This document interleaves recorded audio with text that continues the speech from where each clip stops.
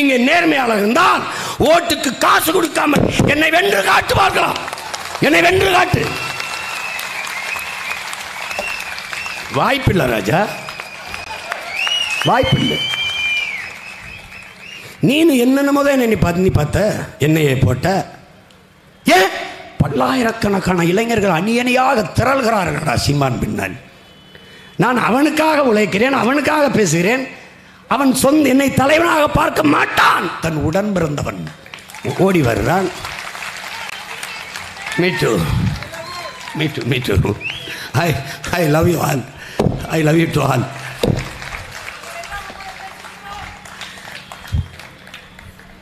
என்னையே போட்டு பார்த்தேன். பயந்துக்குவான், நம்ம வீட்டுக்கு ரைடு வரும்னு இளைஞர்கள் போவதை தடுக்கலாம்னு பார்த்தேன்.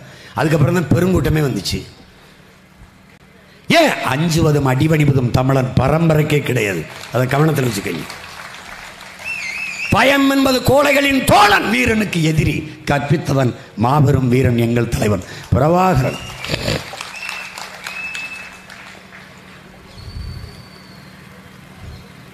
அப்புறம் சின்னத்தை எடுத்துக்கிட்டு ஆட்டம் காட்டினேன், சட்டம் பேசினேன், first come first சர்வ்னு.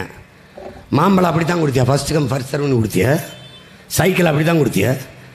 First come first சர்வ்னா போன தடவை என் ரெட்டலையில் என்ன சின்னம் கொடுக்காம, அப்புறம் எங்கே டிடிவி குக்கர் சின்னம் கொடுக்காம ஈரோடு கிழக்கில் போட்டியே போடலையே. நீ ஒரு பெரிய கட்சிங்கிற ஈரோடு கிழக்கில் ஏன் நீ போட்டி போடல பாரதிய ஜனதா? நோட்டாவுக்கு கீழே ஓட்டு வாங்கி போயிடுவாயின்னு பயந்துட்ட. இப்போவும் என்ன நடக்குங்கிற நீ இதே தான். நீ குன்னக்குடிக்கு அன்னக்காவடி எடு, தலைகளாக நின்று தண்ணியை குடி. உனக்கு தெரியுது இந்த பெட்டியை வச்சுட்டு தானே ஆட்டம் காட்டுற. விட மாட்டிய, தரமாட்டேன் அப்படின்னு பிடிச்சுக்கிறிய. நீ போட்டு வா, வாக்குச்சீட்டு முறைக்கு வா. வா வார்டு கவுன்சிலரை வெண்டு காட்டு பார்ப்போம். எதற்காக? உன் கோட்பாடு என்ன?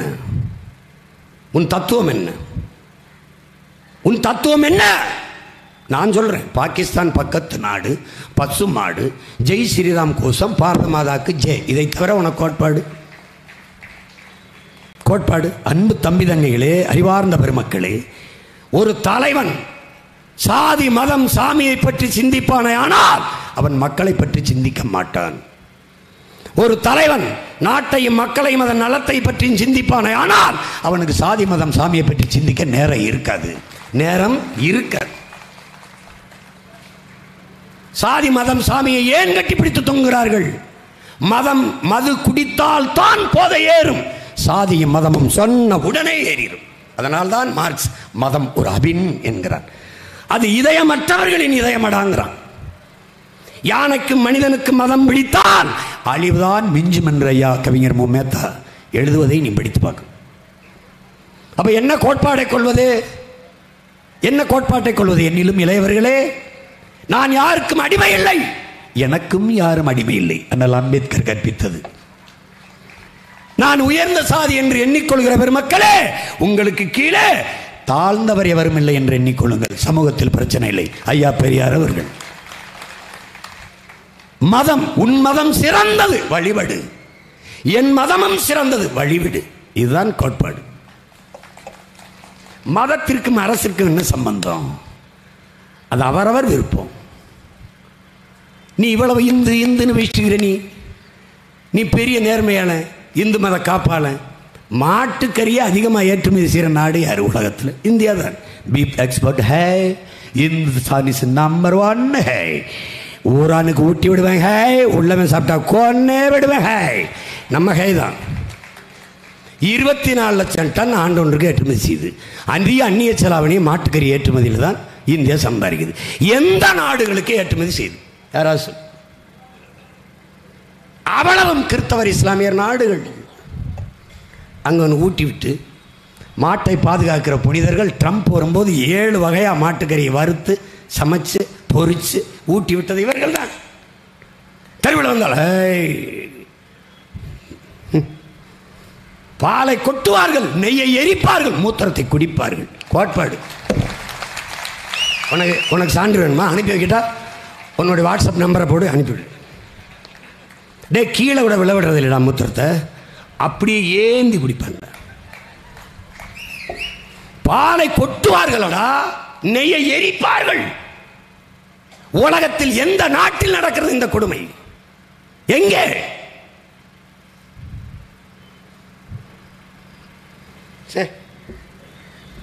சொல்றாங்க நாயில கூட சாதி இருக்கு. பமேரியன், ரெட்ரீவர், கோல்டன் ரெட்ரீவர், அப்படி நாயில கூட சாதி இருக்குல்ல. அப்ப மனுஷால இருக்காதா?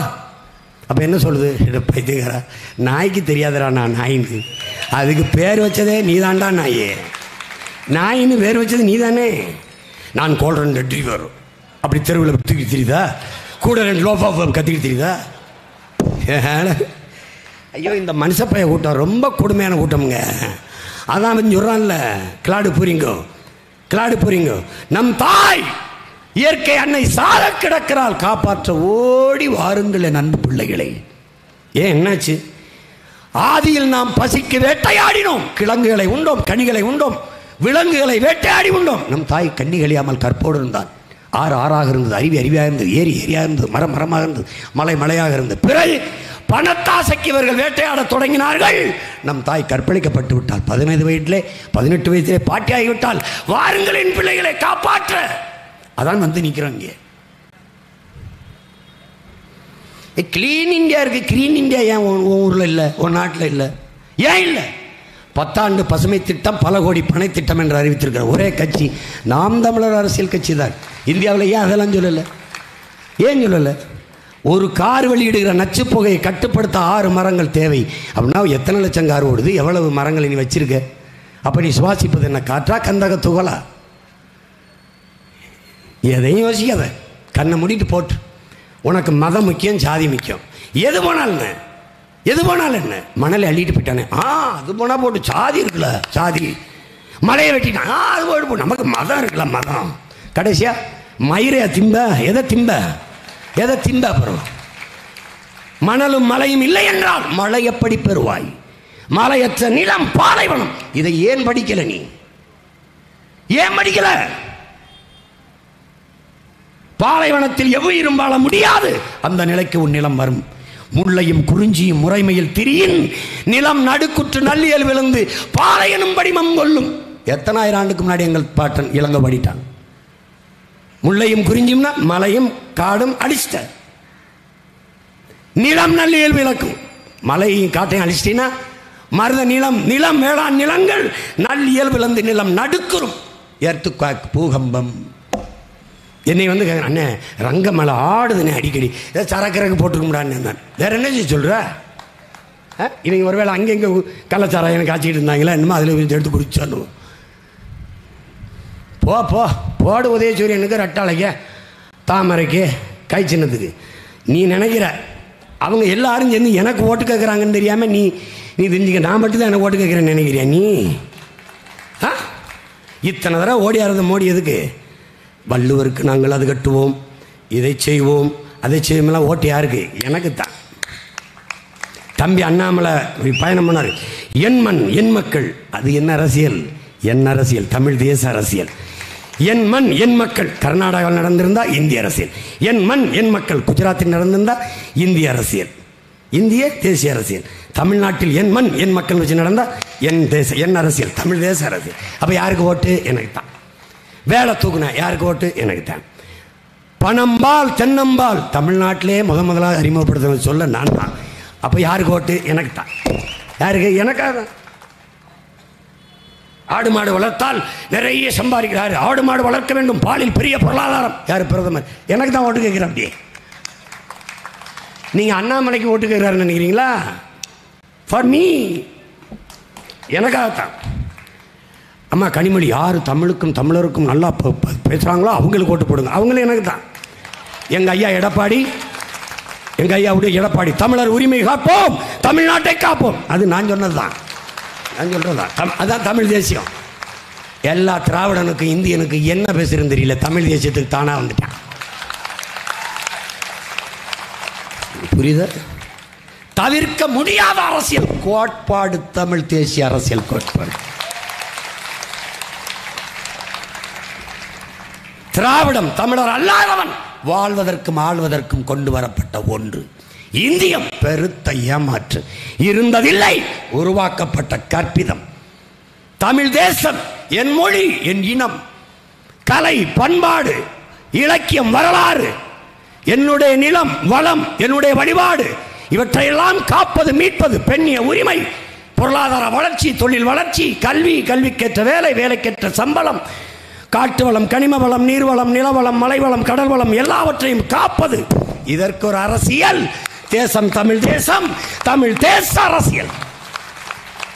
இது பாசிசம், இது இனவெறி, இன வெறுப்பு என்றால் நாங்கள் பேசுவது இனவெறி அரசியல், வெறுப்பு அரசியல் அல்ல, இன உரிமை அரசியல், தமிழ் தேசியத்தின் இறையாண்மை அரசியல்.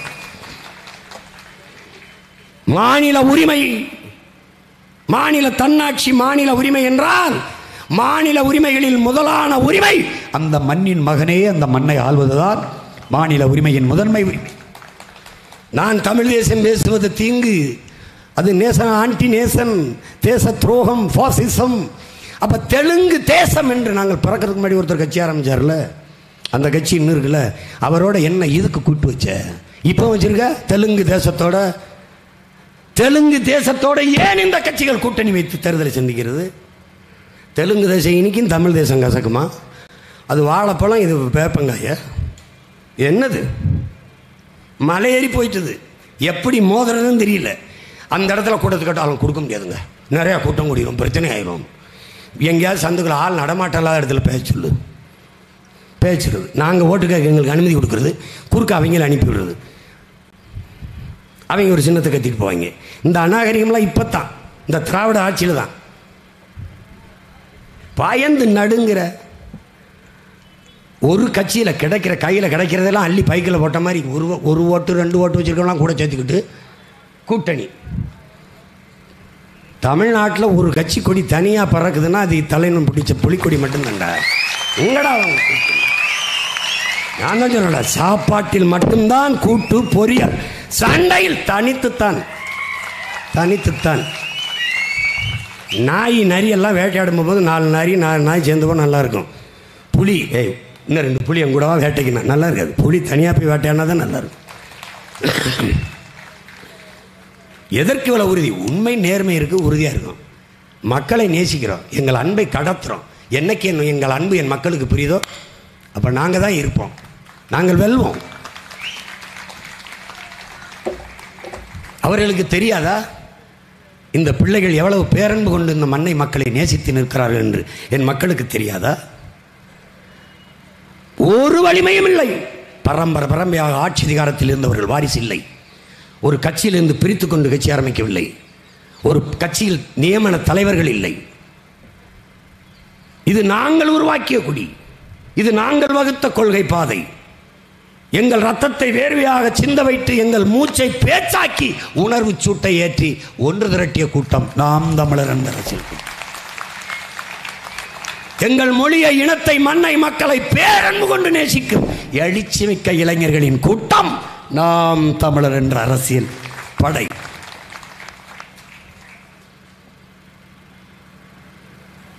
இந்த தேர்தலில் என் மக்களுக்கு நான் சொல்ல வேண்டிய செய்திகள் இருக்கு. தேர்தல் புறக்கணிப்பு என்பதை கைவிடுங்கள். குறிப்பாக பரந்தூரிலே, வேங்கவயல்லே தேர்தலை புறக்கணிப்பதால் என்ன தீர்வு வரும்னு நினைக்கிறீங்க? பூக்காத காய்க்காத மரத்துக்கு யாரம்மா தண்ணி ஊற்றி உரம் போடுவா? யார் பராமரிப்பா? பார்க்க மாட்டார்கள். எங்கள் ஓட்டு உங்களுக்கு இல்லை. எவன் எங்கள் உரிமைக்காக உணர்வை மைத்து பேசினானோ, எங்களோடு நின்றானோ அவனுக்குத்தான் ஓட்டு என்று முடிவெடுத்தால் அவர்கள் கவனத்தில் எடுப்பார்கள். இப்போ நாங்கள் மானங்கட்டு போடுவது இல்லையா? காவிரியில் தண்ணி தரவில்லை என்றாலும் காங்கிரஸுக்கு ஓட்டு, காங்கிரஸுக்கு ஓட்டு. அது கூடவே திமுக நிற்கிது துரோகி, அதுக்கு ஒரு ஓட்டு. என் இனத்தை லட்சக்கணக்காக கொன்றான் காங்கிரஸ், ஆனாலும் ஓட்டு, மானங்கட்ட ஓட்டு. அது கூடவே இருந்த துரோகத்தை செய்தது திமுக, அதுக்குத்தான் ஓட்டு. ஏன்? சூடு சொரணை இல்லை, சூடு சொரணை இல்லை, மானங்கட்டு போச்சு. ரத்தத்தை பரிசோதிக்கணும், மரபணு மாறிடுச்சு, ஓட்டு. கச்சத்தீவை எடுத்து கொடுத்து மீனவன் வாழ்வை பறிச்சிட்டான், காங்கிரஸுக்கு ஓட்டு. பாரதிய ஜனதா எடுக்கலை, ஆனாலும் ஓட்டு. கலவரத்துக்கு பிறந்த பயல்கள் குஜராத்லையும் மணிப்பூர்லையும் கலவரத்திலே தான் வளர்ந்தாங்க கட்சியை. மணிப்பூர் கலவரம் ஏன் உருவானது? அந்த கலவரத்தை ஏன் தடுக்கல? இவ்வளவு பெரிய ஆதிக்கத்தை, இவ்வளவு பெரிய அதிகாரத்தை, இவ்வளவு பெரிய இராணுவத்தை வைத்துக்கொண்டு அந்த கலவரத்தை கட்டுப்படுத்த முடியாதா? முடியும். ஏன்? தாக்கி அழிக்கப்படுபவன் கிறித்தவன், கிறித்தவன் ஓட்டு தனக்கில்லை, அவ்வளவுதான். ஓகி புயலில் செத்து போனான். காக்க வரல, பார்க்க வரல. ஏன்? மீனவ கிறித்தவர்கள், அந்த ஓட்டு பிஜேபிக்கு இல்லை. என்ன நடந்தது? ஒரே நாளில் 40,000 ஓட்டர்ஸ் லிஸ்ட்ல இல்லை, தூக்கிட்டான். கேட்க சொல்லு, கேட்க மாட்டார்கள். இவர்களெல்லாம் ரைடுக்கு பயந்தவர்கள், இன்கம் டாக்ஸ், இடி ரைடுக்கு பயந்தவர்கள். நாங்கள் எதற்கும் பயந்தவர்கள். ஏன்? ஒன்றும் இல்லை. எல்லார் வீட்லையும் ரைடு போட்டியே, எங்கள் வீட்டு போடு, என்னைய ரைடு தான் போட முடியும். ஜூன் 4 தெரியுமில்ல யார் ரைடு விட்டுருக்கா தேர்தலில். இன்னும் இந்த தேர்தலை தெரிஞ்சிருமில்ல. தேர்தலை புறக்கணிக்காதீர்கள். யாருக்கு வலிமை சேர்த்தால் உங்கள் வலி தீரும் என்று யோசியுங்கள். நோட்டாவுக்கு போடுவதையும் என் உடன் பிறந்தார்கள் தவிருங்கள். இருக்கிற அரசியல் ஆற்றல் எதுவும் பிடிக்கவில்லையா? எங்களை கூட பிடிக்கலையா? விட்டுருங்க, நீங்களே வாங்க. ஒரு அரசியல் இயக்கத்தை தொடங்கி தேர்தலை சந்திங்க. எத்தனையோ சுயேட்சை நிறுத்தினார்களே, அப்படி நில்லுங்க. நோட்டா என்பது எப்படிப்பட்ட அணுகுமுறை? எப்படிப்பட்ட அணுகுமுறை? நன்றாக சமைத்து நீங்களும் சாப்பிடாமல் யாருக்கும் கொடுக்காமல் குப்பையில் கொட்டினால் எப்படிப்பட்ட முறையோ அப்படிப்பட்ட முறைதான் நோட்டாவுக்கு போடுவது. நோட்டாவுக்கு 1,50,000 வாக்கு நீங்கள் செலுத்தினாலும் 10 ஓட்டு ஒருத்தர் வாங்கினால் அந்த தொகுதியிலே 10 ஓட்டு வாங்கியவர் தான் வென்றவர். 1,50,000 வாங்கின நோட்டா வென்றதாக அறிவிக்காத அப்படிப்பட்ட ஜனநாயகம் இங்கே இல்லை. அப்போ என்ன மாறுதல் வரும்? என்ன புரட்சி வரும்? ஒன்றும் வராது. இருப்பதில் சிறந்தது எது? தேர்வு செய். இல்லை நீயே சிறந்தவனா? தேர்தலுக்கு தெருவுக்கு வா. தேர்தல் நில்லு, வீணடிக்காது. அப்புறம் என் அன்பு மக்கள், எல்லோரும் வாக்கு செலுத்த வேண்டும் என்கிற எண்ணத்தை கொண்டிருங்கள். நம்ம ஓட்டு போட்டு என்ன மாறிட போகுது நினைக்காதீர்கள், நினைக்காதீர்கள். மாற்றத்திற்கான சிந்தனை உங்களிலிருந்து பிறக்கட்டும். யார் போட்டாலும் போடலினாலும் நான் ஓட்டு போடுவேன். என் ஜனநாயக கடமையை நான் ஆற்றுவேன். செய்யுங்கள், எங்களுக்கு போடுங்கள் என்று சொல்லவில்லை. ஆனால் ஓட்டு கட்டாயம் போடுங்கள், உறுதியாக போடுங்கள். யாருக்கோ போடுங்கள், போடுங்கள். புறக்கணிக்காதீர்கள், நிராகரிக்காதீர்கள், இருந்து விடாதீர்கள் வீட்டில். அது கற்றறிந்த என் தம்பி தங்கைகள், பொறுப்புணர்வோடு வந்து வாக்கு செலுத்துங்கள். பணத்தை வாங்கி கொண்டு வாக்கு செலுத்துவர்களின் எண்ணிக்கையை குறையுங்கள். ஒரு தலைமுறை தயாராகி வர வேண்டும். என் வாக்கை நான் விற்க மாட்டேன். ஏன்? மதிப்புமிக்க என் உரிமையை விற்பதென்பது உலகில் அவமானகரமானது என்றார் அண்ணல் அம்பேத்கர். அதை நான் செய்ய மாட்டேன். சொல்லுங்கள். மக்களாட்சியை ஏற்றுக்கொண்ட ஒரு நாட்டில் வாக்கு என்பது வலிமை மிக்க ஆயுதம். அதை அநீதிக்கு எதிராக தூக்கணும். நபிகள் நாயகம் ஸல்லல்லாஹு அலைஹி வஸல்லம் அவர்களிடத்திலே தீமையை எப்படி ஒழிப்பீர்கள் நபிகளாரே? தீமையை நன்மையை வைத்துத்தான் ஒழிப்பேன். இந்த தீமைகளை நன்மைகளை வைத்து ஒழிங்கள் என் அன்பு மக்களை, ஒழியுங்கள். புலம்பாதீர்கள். இவர்களை ஒன்றும் செய்ய முடியாது. அப்படி போகாதீர்கள், சகித்துக் கொள்ளாதீர்கள். சகித்துக்கொள்ள தொடர்ச்சியாக சகித்துக் கொண்டீர்களானால் அடிமையாகி விடுவீர்கள். முடியும் என்று நம்புங்கள். மாற்றம் என்பது ஒவ்வொருவர் சிந்தனையிலிருந்தும் பிறந்தால் அடுத்த நொடி மாற்றம். அவ்வளவுதான். உலகெங்கு மாறுதல்கள் இப்படித்தான் உருவாகி இருக்கிறது என் உடன் பிறந்தவர்களே, இப்படித்தான். எதையும் தனி மனிதன் கருத்து என்று நீங்கள் தள்ளி வைத்து விட முடியாது. இதையெல்லாம் சொல்ல சீமான் யார் என்று நீங்கள் கேட்க முடியாது, கேட்கக்கூடாது. ஏன்? இந்த உலகத்தில் இருக்கிற இதிகாசங்கள், புராணங்கள், தத்துவங்கள், காவியங்கள், காப்பியங்கள் எல்லாம் தனி ஒரு மனிதனால் சொல்லப்பட்டதுதான். அதனால இது என்னமோ இவங்க சொல்றாங்க அப்படி நினைக்கக்கூடாது, அப்படி நினைக்கக்கூடாது. இயேசு சுமந்த சிலுவையும் நபிகளால் இருந்து ஒட்டகத்தின் குடலும் இன்னும் எங்கள் தோள்களிலும் சுமத்தப்பட்டிருக்கிறது. அன்பு மக்களே, பெரும் பாரத்தை தூக்கி வருகிறோம். எதற்காக? உங்களுக்காகத்தான் உங்கள் பிள்ளைகள் சுமக்கிறோம். அறிவார்ந்த தமிழ் சுமக சொந்தங்கள், என்னிலும் இளைய என் தம்பிதங்கள், உங்களை நம்பி நிற்கிற பிள்ளைகளை இறுக பற்றி கொள்ளுங்கள், கைவிட்டு விடாதீர்கள்.